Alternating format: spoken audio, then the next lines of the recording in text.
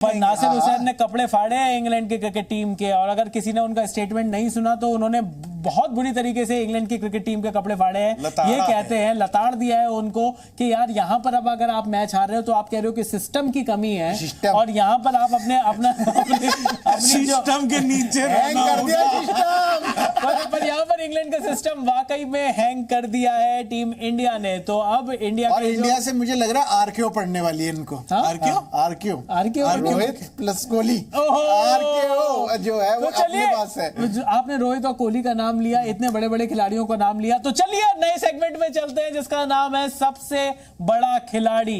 भाई the cricket show पर हम बात कर रहे हैं सबसे बड़ा खिलाड़ी की, और कौन हो सकता है ये सबसे बड़ा खिलाड़ी कीजिए इंडिया और इंग्लैंड के मैच में। तो चलिए दिखाते हैं हम आपको सबसे बड़ा खिलाड़ी। भाई Virat Kohli. No points for guessing भाई, और विराट कोहली ने 354 रन बनाए हैं इस वर्ल्ड कप में। 5 मैचेस में 1 सेंचुरी, 3 हाफ सेंचुरी, 118 के एवरेज के साथ विराट कोहली खेल रहे हैं। अभी क्विंटन डिकॉक उनसे आगे निकल गए सबसे ज्यादा रन मारने में, लेकिन इस बारे में कोई किसी को शक नहीं होना चाहिए कि ये आदमी परमानेंट सबसे बड़ा खिलाड़ी। भाई goat temporary class is permanent.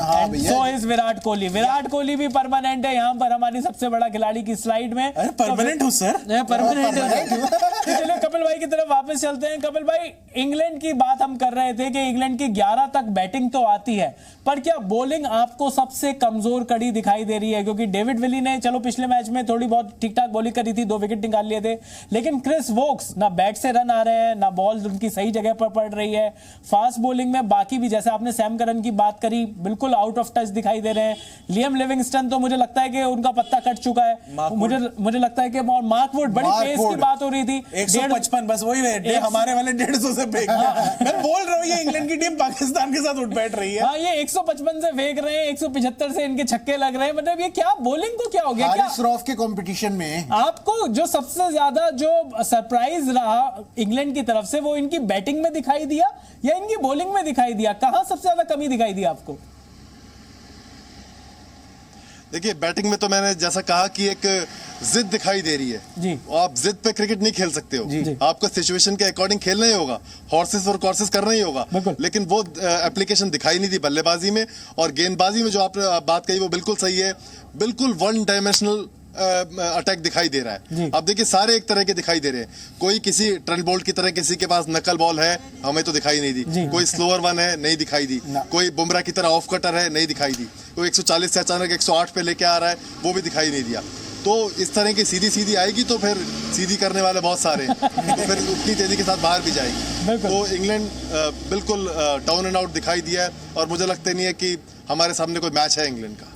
Kapil भाई, जाते जाते बस समय कम है, प्लेइंग 11 आपसे थोड़ी सी हो जाए, क्योंकि आप प्लेइंग 11 जो बोल देते हो सरस्वती माता वहां विराज जाती हैं। तो आपके हिसाब से प्लेइंग 11 टीम इंडिया की क्या होने वाली है लखनऊ के मैच में? देखिए, जो टीम धर्मशाला में खेली थी उसमें सिर्फ एक बदलाव होगा, अगर हुआ तो जी।